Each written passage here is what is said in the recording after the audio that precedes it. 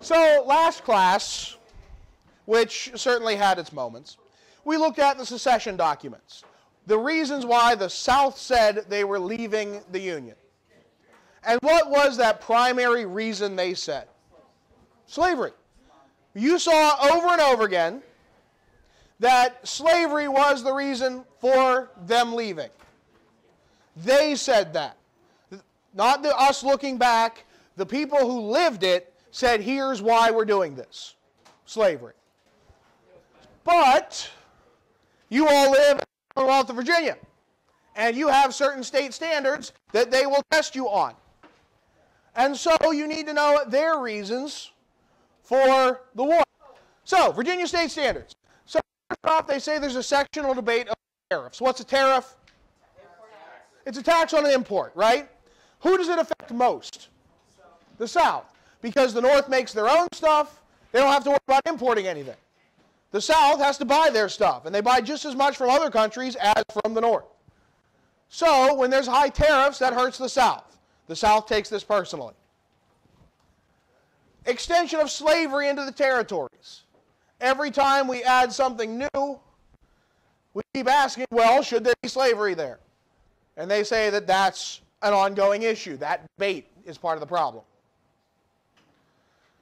And the nature of the Union. Where is power concentrated? Federal government, state governments. The South wants more power to the states like we had under the Articles of Confederation.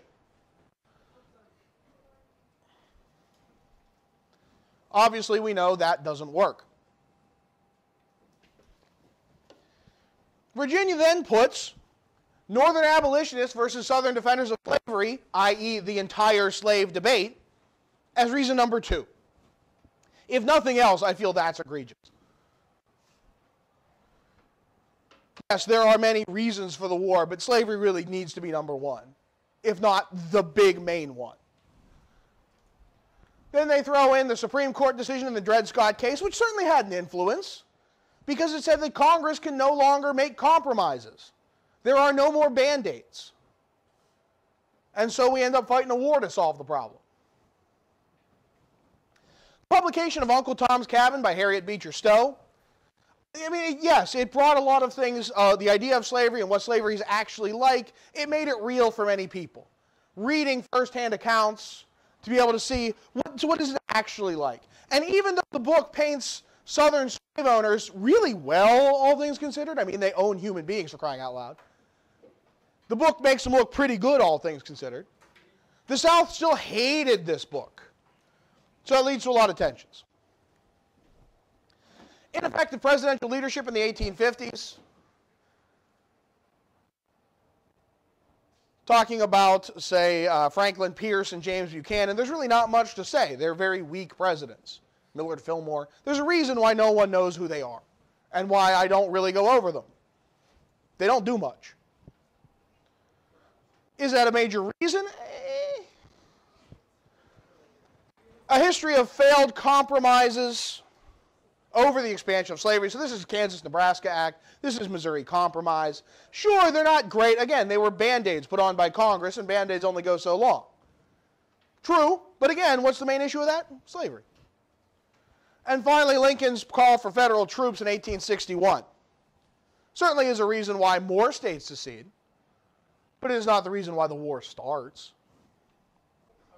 But let's go back. You looked at this yesterday. This is Mississippi's secession document. And had they won the war, I'm sure this would be treated much like we treat the Declaration of Independence. This is their reason for leaving. It says very clearly, our position is thoroughly identified with the institution of slavery, the greatest material interests of the world. It's kind of hard to misinterpret that. They say that we are here and doing this because slavery, the greatest thing ever. How do you mistake that? How do you put anything else to that? That clearly, slavery is the reason. So the reality, the Civil War was in fact fought over slavery. Plain and simple, it is. And if slavery wasn't the cause, it's the cause behind the cause. In college, I had a course on the Civil War, and the final paper was to write what was the cause of the Civil War? After everything you've learned from a full semester course, what's the cause? Just learning the Civil War. It was a great class. I'd take it again in a heartbeat. And when you write essays, you're better off writing the essay that no one else is writing. Take the opposite side. Do something interesting, right? You'll be remembered. And that way you get a better grade. So I tried to write that slavery wasn't the cause of the war. Legitimately, I tried. I put my best effort forward. And I couldn't do it. Because with every reason you pick, well, you say, well, why was that? Because slavery. It's the reason behind every other reason. And I'll explain why. So first off, the main thing you hear, the main excuse is states' rights. They were fighting so that the states would have rights. But states' rights to do what? Own slaves. Southern states had problems exercising their states' rights. Mississippi was quite upset with New York because they wouldn't let slave owners bring their slaves to New York.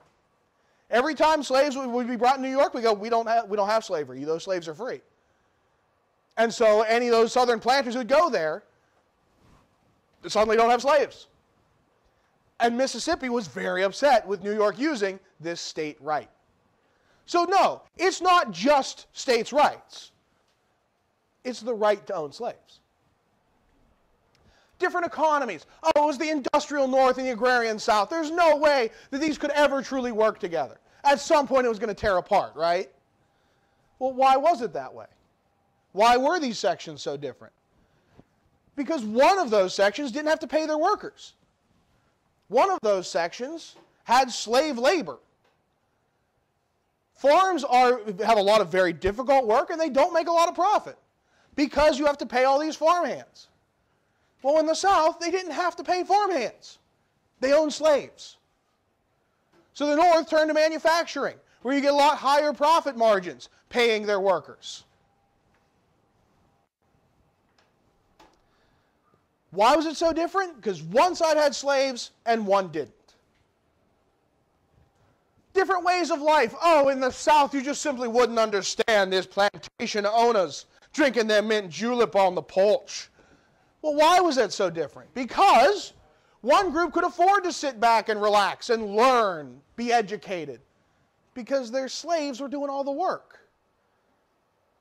People in the North were working 12-hour days, 6 days a week. Yeah, you're going to have a different way of life. And then tariffs? Well, yeah, okay, tariffs affected the South a whole lot more than the North. But why? Because one section was industrialized and could make their own stuff. The other used slaves and chose not to industrialize. So yeah, tariffs affect them more. Again, the difference is slavery. And President Lincoln's call for federal troops? Well, sure, Lincoln called the army together in order to deal with these states that left the Union because the states left over slavery. They had to do something to bring these states back in. And Lincoln's answer was using the military. But don't just listen to me. In 1864, Abraham Lincoln's second inaugural address, when he's reelected, he says 1/8 of the whole population were colored slaves, not distributed generally over the Union, but localized in the southern part of it. These slaves constituted a peculiar and powerful interest. All knew that this interest was somehow the cause of the war. Abraham Lincoln said it in the middle of it. And let's not just deal with quotes from the past. How about everyone's favorite? Lots of people will be like, the war was about agriculture versus industry, or the states' rights to protect themselves from the tyranny of a big federal government. But if it were really about that, the Civil War would have started during the nullification crisis in the 1830s, when, as I'm sure you'll remember, Andrew Jackson said that South Carolina couldn't declare a federal tariff null in their state. Why didn't that cause a civil war? The Confederate government passed the first conscription act in American history, implemented national taxes, created a national currency, and had a government bureaucracy of about 70,000 people, more than the federal bureaucracy in Washington, D.C. Thanks, Thought Bubble. That said, in the beginning of the war, Lincoln deliberately tried to downplay the slavery angle, arguing that the war was only about preserving the Union. But the war was also about religion for both sides. As David Goldfield put it, in protecting the revolutionary ideals, Northerners would preserve God's plan to extend democracy and Christianity across an unbroken continent and around the world. Southerners welcomed a war to create a nation more perfect in its fealty to God than the one that they had left. But it's also important to remember that regular soldiers often had more prosaic reasons for going off to fight, as you will eventually learn when you are forced to read the Red Badge of Courage. Goldfield tells the story of one Alabamian who enlisted only after his girlfriend mailed him a dress and told him he should start wearing it if he wasn't willing to fight. And for Northerners, union, religion, and an end to slavery mixed together to form a potent rationale for war. It's summed up nicely by Julia Ward Howe's words to the song that would become famous as the battle hymn of the Republic. As he died to make men holy, let us die to make men free. You thought I was going to sing, but you were wrong. So spoiler. Gentlemen, figure it out. Thank you, Hunter. But don't just listen to John Green. After all, who's he? Why don't we turn instead to the U.S. military? The U.S. military operates one of the most prestigious colleges at West Point. And I don't know about you, but I certainly trust our troops, especially on something about, say, a war. So pay attention. Was the American Civil War fought because of slavery? More than 150 years later, this remains a controversial question. Why? Because many people don't want to believe that the citizens of the southern states were willing to fight and die to preserve a morally repugnant institution. There has to be another reason, we are told. Well, there isn't. The evidence is clear and overwhelming. Slavery was, by a wide margin, the single most important cause of the Civil War for both sides. Before the presidential election of 1860, a South Carolina newspaper warned that the issue before the country was the extinction of slavery and called on all who were not prepared to surrender the institution to act. Shortly after Abraham Lincoln's victory, they did. The secession documents of every Southern state made clear, crystal clear, that they were leaving the Union in order to protect their peculiar institution of slavery, a phrase that at the time meant the thing special to them. The vote to secede was 169-0 in South Carolina, 166-7 in Texas, 84-15 in Mississippi. In no Southern state was the vote close. Alexander Stephens of Georgia, the Confederacy's vice president, clearly articulated the views of the South in March 1861. Our new government, he said, was founded on slavery. Its foundations are laid. Its cornerstone rests upon the great truth that the Negro is not equal to the white man, that slavery, submission to the superior race, is his natural and normal condition. Yet despite the evidence, many continue to argue that other factors superseded slavery as the cause of the Civil War. Some argue that the South only wanted to protect states' rights. But this raises an obvious question. The states' rights to what? Wasn't it to maintain and spread slavery? Moreover, states' rights was not an exclusive Southern issue. All the states, North and South, sought to protect their rights. Sometimes they petitioned the federal government. Sometimes they quarreled with each other. In fact, Mississippians complained that New York had too strong a concept of states' rights because it would not allow Delta planters to bring their slaves to Manhattan. The South was preoccupied with states' rights because it was preoccupied first and foremost with retaining slavery. Some argue that the cause of the war was economic. The North was industrial and the South agrarian. And so, the two lived in such economically different societies that they could no longer stay together. Not true. In the middle of the 19th century, both North and South were agrarian societies. In fact, the North produced far more food crops than did the South. But Northern farmers had to pay their farmhands, who were free to come and go as they pleased. while Southern plantation owners exploited slaves over whom they had total control. And it wasn't just plantation owners who supported slavery. The slave society was embraced by all classes in the South. The rich had multiple motivations for wanting to maintain slavery, but so did the poor, non-slaveholding whites. The peculiar institution ensured that they did not fall to the bottom rung of the social ladder. That's why another argument that the Civil War couldn't have been about slavery because so few people owned slaves has little merit. Finally, many have argued that President Abraham Lincoln fought the war to keep the Union together, not to end slavery. That was true at the outset of the war, but he did so with the clear knowledge that keeping the Union together meant either spreading slavery to all the states, an unacceptable solution, or vanquishing it altogether. In a famous campaign speech in 1858, Lincoln said, "A house divided against itself cannot stand." What was it that divided the country? It was slavery and only slavery. He continued, "I believe this government cannot endure permanently half slave and half free. It will become all one thing or all the other." Lincoln's view never changed, and as the war progressed, the moral component, ending slavery, became more and more fixed in his mind.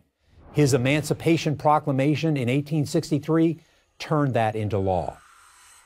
Slavery is the great shame of America's history. No one denies that. But it's to America's everlasting credit that it fought the most devastating war in its history in order to abolish slavery. As a soldier, I am proud that the United States Army, my Army, defeated the Confederates. In its finest hour, soldiers wearing this blue uniform, almost 200,000 of them former slaves themselves, destroyed chattel slavery, freed 4 million men, women, and children from human bondage, and saved the United States of America.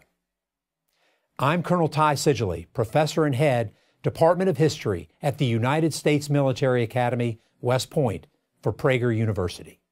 It's pretty cut and dry. This was about slavery. No matter how many people try and say it's something else, it's not. So why do people say it's about something else? Well, a lot of it's from textbooks. Listen to how this textbook describes slavery. The master often had a barbecue or a picnic for his slaves. Then they had a great frolic. Even while working in the cotton fields, they sang songs. The beat of the music and the richness of their voices made work seem light.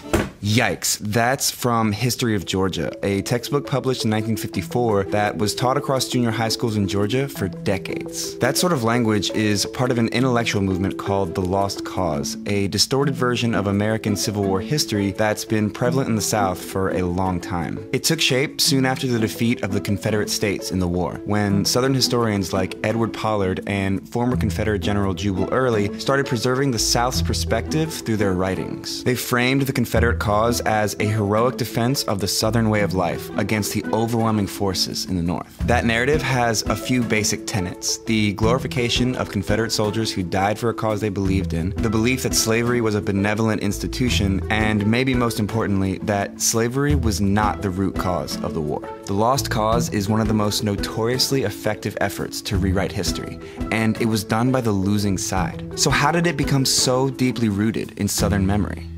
Blame the United Daughters of the Confederacy. The UDC was founded in Nashville in 1894 to preserve Confederate culture for generations to come. The women who made up the group descended from elite antebellum families, and they used their social and political clout to spread the pro-Southern version of the war as real history. You've probably seen their efforts to honor the Confederacy, but maybe you didn't know it was the UDC. They're the ones who covered the Southern landscape with memorials for Confederate leaders and soldiers. They used their fundraising and lobbying skills to pressure local governments into erecting monuments in prominent public spaces like courthouses and state capitals. Installed here next to the state capitol by the United Daughters of the Confederacy. The United Daughters of the Confederacy donated this memorial to the city back in the 30s. They put them along roadsides and in parks. Any place that was remotely relevant to the Confederacy was memorialized. By the early 20th century, the UDC had 100,000 members and chapters spread all over the country, but mostly in former Confederate states. And there's a reason they grew so quickly during that time. So we're talking about roughly 3 decades after the end of the war, and the Confederate veterans themselves are beginning to die off. So there is this push to find ways to commemorate it, because the big challenge by 1900 was there's a new generation of white Southerners being born, and they never experienced the war years. That push is visible. Most of the Confederate monuments were erected during the UDC's height of influence. There's a rhetoric around monuments that we want to get this thing built before all of that generation has died off, and the reason we want it is to teach future generations about those men. Dr. Karen Cox wrote the book on the UDC, and I asked her if it was fair to say the group established the lost cause as historical fact in the South. Oh my God, yeah. They were the leaders of the lost cause into the 20th century, and they made it a movement about vindication. Just to give you an idea of how effective they were, they successfully lobbied for a Confederate memorial in Arlington National